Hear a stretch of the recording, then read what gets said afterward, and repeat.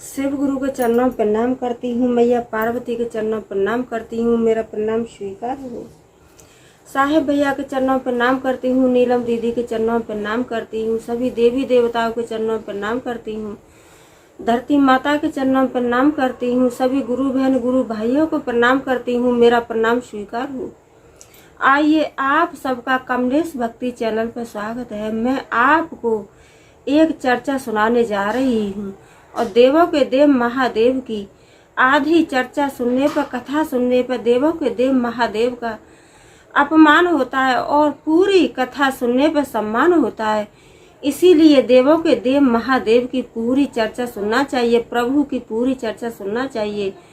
पूरी कथा सुनने पर पता चलता है कि कथा में क्या बताया गया है, और पूरी कथा को सुनने से पता चलता है कि पूरी कथा में क्या बताया गया है, और घर के सारे संकट, सारी मुसीबतें सब दूर होती हैं। सब मुसीबतें दूर होती हैं। इसीलिए देवों के देव महादेव की पूरी चर्चा, पूरी कथा सुनना चाहिए। मैं आपको एक चर्चा सुनाने जा रही हूँ। चर्चा बहुत सुंदर है। एक अनाथ बेटी के भाग्य की। कहते हैं ना कि जिसके नसीब में, जिसके भाग्य में जो है वो हो करके ही रहता है। नसीब का लिखा हुआ कोई मिटा नहीं सकता है, अच्छा हो या खराब हो। लेकिन जो नारद जी ने और भय माता जी ने लिख दिया है वो हो करके ही रहेगा। तो मैं आपको एक अनाथ बेटी की कथा सुनाने जा रही हूँ। एक छोटा सा गांव था, तो उस गांव में और पति पत्नी रहते थे। एक बेटी थी, तो बेटी बड़ी प्यारी सी बेटी थी, बड़ी सुंदर बेटी थी। तो पहले कुछ दिन बाद और उसके पिताजी की किसी भी कारण मृत्यु हो गई, और 2-4-6 साल बाद मम्मी की भी मृत्यु हो गई। तो बेटी थी तो बेटी एक अनाथ हो गई। कहते हैं ना कि मम्मी भी घर में नहीं और पिताजी भी घर में नहीं, कोई बहन नहीं, कोई भाई नहीं, तो बेटी बेचारी अनाथ हो गई। और जो कहते हैं गुरु बहन गुरु भाई कि जब अपना कोई नहीं है तो कोई संसार में अपना नहीं है। उस बेटी को किसी ने, इधर पड़ोसियों ने या नातेदारों ने या रिश्तेदारों ने बेटी को किसी ने भी गले नहीं लगाया। तो बेटी 10-11 साल की थी, तो बेचारी कितने दिन भूख बर्दाश्त करेगी और कितने दिन घर में अकेली रहेगी। तो बेचारी क्या हुआ कि एक दिन भूख से बहुत तड़पने लगी। जब कोई कमाने वाला रहा ही नहीं, कोई बात पूछने वाला रहा ही नहीं, तो कहते हैं ना कि प्रभु ही बनी हुई को बिगाड़ते हैं और प्रभु ही बिगड़ी हुई को बनाते हैं। बस प्रभु पे विश्वास होना चाहिए। तो लड़की थी, वो लड़की बेचारी ऐसे ही अपने भगवान की पूजा करती थी, और तो वो कुछ जानती नहीं थी 3 सूत्र के बारे में, क्या है क्या नहीं। लेकिन वो अपने भगवान के बस ऐसे ही हाथ जोड़ लेती थी। तब बेचारी जब भूख से व्याकुल होने लगी तो क्या हुआ कि वो चली आगे, घर से निकल के जाने लगी और एक सेठ के घर पर पहुंची और सेठ से कहने लगी, सेठानी से, कि सेठानी आंटी मुझे कुछ काम दे दीजिए, मैं एक अनाथ हूँ। तो सेठानी कहने लगी कि तू छोटी सी बच्ची है, तू क्या काम कर सकती है, तू क्या करेगी, हमें तेरी जैसी नौकरानी की जरूरत नहीं है। लेकिन जो सेठ थे और सेठ का पुत्र था, तो सेठ के पास 2 बच्चे थे, एक पुत्र और एक पुत्री। तो सेठ ने बेटी की मजबूरी देख करके और बेटी की हालांकि देख करके और सेठ ने कह दिया कि हाँ बेटी आप आइए और आप मेरे घर में कुछ भी काम मत कीजिए, और मैं अपनी बेटी बना करके रखूंगा। क्यों कि एक मेरी बेटी है, एक आप भी बेटी हो, तो बेटी मैं आपको एक बेटी बना करके रखूंगा। तो यह बात जब लड़की ने सुनी तो उसके दिल में बहुत सुकून आया और पेट भर के खाना खाया और रहने लगी, बेचारी रहने लगी।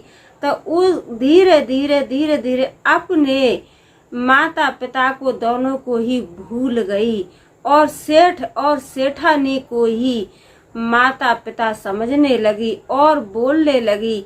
लेकिन फर्क क्या था कि जब सेठ जी रहते थे घर में तो सेठानी उसे बहुत प्यार करती थी और प्यार से रखती थी, और जब सेठ जी अपने कारोबार के लिए, अपने धंधे के लिए बाहर निकल जाते थे तो सेठानी एक वही व्यवहार करती थी जो एक नौकरानी के साथ में करते हैं, एक अनाथ बच्चे के साथ में करते हैं, वही व्यवहार करती थी सेठानी। और सेठानी की बेटी बेचारी पूरा झाड़ू, बर्तन, पोंछा, कपड़ा सारा काम करवाती थी।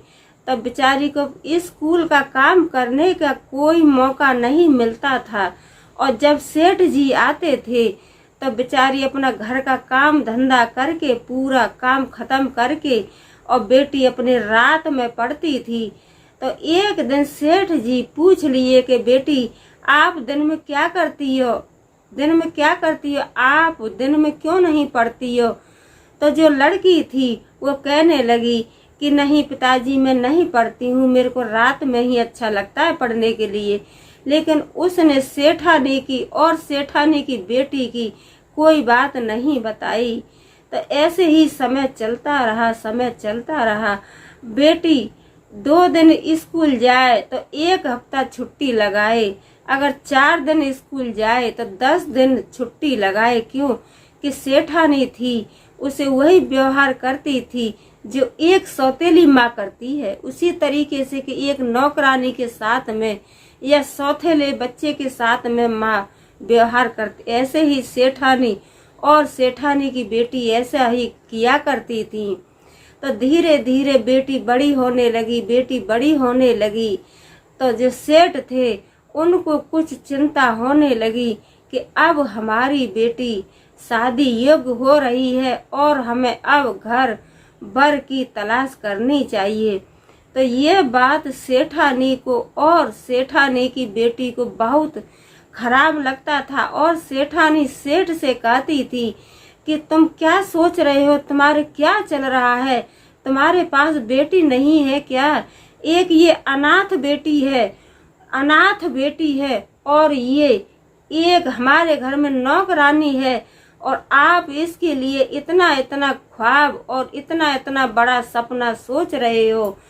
तो सेठ जी कहने लगे कि नहीं, ऐसा नहीं है, जैसे मेरी बेटी है जैसे ये भी मेरे लिए बेटी ही है। तो बेटी थी बेचारी अपना भगवान का नाम लेती थी, और उसे और तो कुछ पता ही नहीं था, बस भगवान का नाम लेती थी। बड़े ध्यान से, बड़े ध्यान पूर्वक, बड़े विश्वास के साथ पूजा आराधना करती थी। तो सेठानी थी बहुत चिढ़ती थी। तो सेठ ने क्या किया कि सेठ ने एक अपने बराबर का ही सेठ का लड़का देखा और बड़े धूमधाम के साथ उसी के साथ बेटी की शादी कर दी। तो बेटी की विदाई की। तो सेठ ऐसे रोने लगे कि जैसे एक पिता अपनी बेटी को विदा करता है। लेकिन सेठ ने कभी भी उसको नौकरानी नहीं समझा, न एक अनाथ बेटी समझा, न एक दूसरे की बेटी समझा। सेठ हमेशा उसको अपनी ही बेटी समझते थे। कहते थे कि एक बेटी मेरी है, एक बेटी ये है, मेरे 2 बेटी हैं। मैं अपनी दोनों बेटियों को बढ़िया पढ़ाऊंगा लिखाऊंगा और बढ़िया संस्कार दूंगा और बढ़िया एक सेठ के बेटे से शादी करूंगा। तो सेठ जी ने सेठ के बेटा के साथ ही शादी की। तब बेटी वहां पे अपने पति के साथ बहुत खुश होकर के रहने लगी, और सेठ ने कभी भी बेटी को दूसरे की नहीं समझा। और सेठ ने खूब बड़े मन से, बड़े भाव से, बड़े प्रेम से, जैसे पिता एक अपनी बेटी को विदा करता है, ऐसे ही सेठ ने और अपनी उस बेटी को विदा किया। और बेटी अपने घर में अपने पति सहित और अपने परिवार सहित बहुत शांति से बहुत अच्छे घर में शादी किए, बड़े प्रेम से रहने लगी। तो यही कहते हैं कि गुरु बहन गुरु भाई सभी भक्तों कि जो जिसके नसीब में है वो उसको पा कर के ही रहेगा। अगर हमारे और आपके नसीब में अच्छा है तो हमें अच्छा ही मिल कर के रहेगा। अगर हमारे और आपके नसीब में खराब है तो हम चाहे कितने भी अच्छा कुछ भी कर लें, लेकिन जो हमारे नसीब में कोई खराब काम है तो खराब काम होकर के ही रहेगा। अगर अच्छा है, हमारा नसीब बढ़िया है तो हमको बढ़िया ही, हमारा नसीब बढ़िया ही काम देगा। तो कहते हैं कि नसीब का लिखा हुआ कभी कहीं नहीं जाता है। तो बेटी अपने आराम से रहने लगी। सेठ ने कभी बेटी को महसूस नहीं होने दिया कि मेरी बेटी नहीं है, मैं इसका पिता नहीं हूँ। बेटी अपने घर ससुराल में प्रेम से रहने लगी। तो मैं तो यही कहती हूँ कि हे देवों के देव महादेव, हे देवों के देव महादेव, आप तो देवों के देव महादेव हो। आपने जैसे उस एक अनाथ बेटी की रक्षा की, ऐसे ही सभी बेटियों की रक्षा करना और सभी को अपने दया बरसाते रहना सभी भक्तों पे, और सभी को अपना खुश रखना, सबके कष्ट दूर करो, सबकी मुसीबत दूर करो। हे प्रभु सबको सुख शांति दो। बोलो मैया पार्वती की जय, बोलो शंकर भगवान की जय, बोलो सच्चे दरबार की जय। हर हर महादेव।